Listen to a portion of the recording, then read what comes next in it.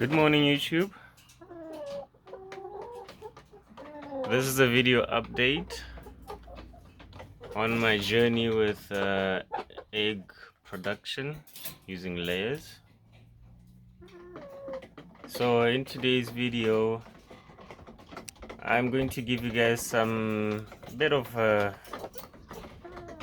fascinating information that I managed to observe.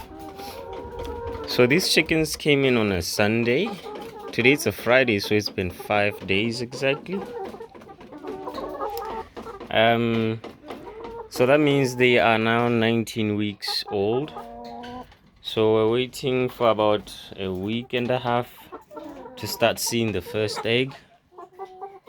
So far in the past 5 days, I managed to pick a few things about the cage, about the chickens' feeding habits, a few problems that I'm facing and stuff like that. So I thought maybe they might be useful to you if at all you're also starting this business. So I got this cage from a supplier who got it from Alibaba. So now this cage has got a few problems. The number one problem is this part of the cage which the eggs collect. I found out that the distance between the chickens and the end of it where the eggs collect is pretty short. So these hens, believe it or not, they can actually poke their head through here and reach this level here. So there's a risk that they might develop a habit of eating eggs, cracking them with their beaks. So it's a bit of a concern. Perhaps maybe when I was connecting the cages together to the base, I should have moved the cage a bit back. But there was a risk that their foot might actually get in between the gap, so I didn't do that. But we'll see as time goes on whether that will be a problem or not. So number two problem is the gates which the chickens actually get in and get out. Sorry, this one here. So I've had to tie them up with a wire and a rope, as you can see. I did so because sometimes as the chickens are moving about or feeding and pulling their heads back inside, this gate will actually open by it will open inwards. So if there's another chicken on the side which manages to get its head between the gap here, it'll actually get outside. So I've had to collect two hens which were outside the cage.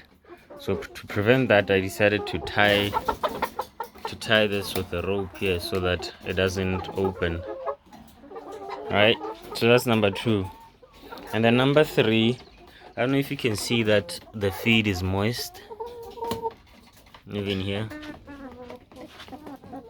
This is because I noticed that these nipples, when the hens are drinking, they can get stuck, and this causes water to drip out excessively. So when that happens, you get a lot of water falling down, as you can see, going to waste. So I imagine this is a problem with the way this was manufactured. As you can see, there's water dripping from here, from this nipple here. So, but this is not too bad. I should have taken a video of this nipple here dripping water. So we find out that by morning time the water is finished, and it's because it's been wasted. It was just spilling down. Right, so now those are the three problems I found. The fourth one is the connectors for the water pipes. They're not very tight, so there's leakages. As you can see here, there was a leakage and water accumulated down here, so it's not very good in the sense that there's a lot of water wastage. I don't know if you can see here, some water. It's low because the level on the tank is low, but the moment I fill it up, it will start dripping. That's why I put that container there to collect it. So that's the fourth one. The fifth one is the feeding trouches. These feeding trouches, they're not closed on the end, so I had to use a box. Otherwise, when the chickens are feeding, the feed will spill over to the side and go to waste. So I had to put boxes here, at the end, and tape them to the feeding trouch. Because look at that. I have to put feed here, so if they're feeding and this is not closed, it will spill to the side. As you can see here, I think I didn't properly do this one. Now look at the amount of feed that's going to waste. Yeah, so these are the problems I identified with these so far, so look out for them. What I could do with regards to the nipples is to put in these cups that hang below, but because my system here is intensive, I have 4 hens per cage. That is going to take up some space, but I'll give it a try, because look at how wet the hens are. That's not a good thing. They're not supposed to get drenched like that. Okay, now it's been 5 days and this layers mesh is almost halfway. This is the level here and it's a 50 kg, so I think they probably consumed about a 24-25 kilos of it, maybe slightly more. And I managed to collect some of the waste in here. So this is where the waste goes. I put a corrugated iron underneath. Now this is what's fascinating. This is a 12.5 kg bag and it's full. So this is 5 days worth of excrement from the chickens.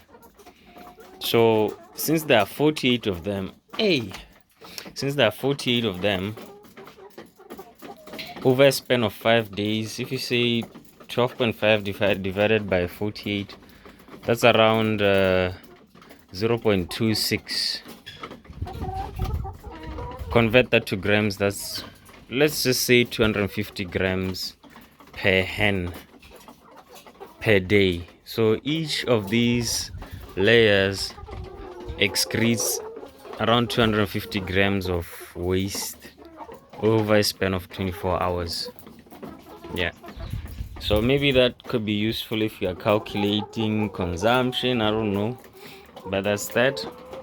And one more thing, I installed a bulb here. It's right here at the corner.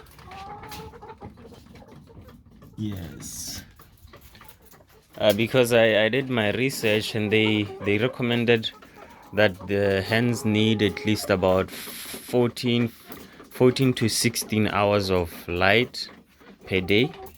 So during the day like this, I just allow them to feed using light from the outside for vision. But as soon as it gets dark, I'll leave this light on and then switch it off around 10 p.m. or 11. So the bulb is actually, there's a cable that connects to the main house, so I can just switch it on and off. So I noticed that that encourages them to continue feeding, and they honestly look a lot bigger than when they got here. So I'm hoping that will accelerate production, maturity, and they'll start making eggs pretty soon. Anyway, that's a video update, guys, of what I've been seeing since I installed the system. I'll let you guys know in the next video of how things are. Most likely I'll post a video when the first egg is released. Now, thanks for watching, guys, and stay tuned.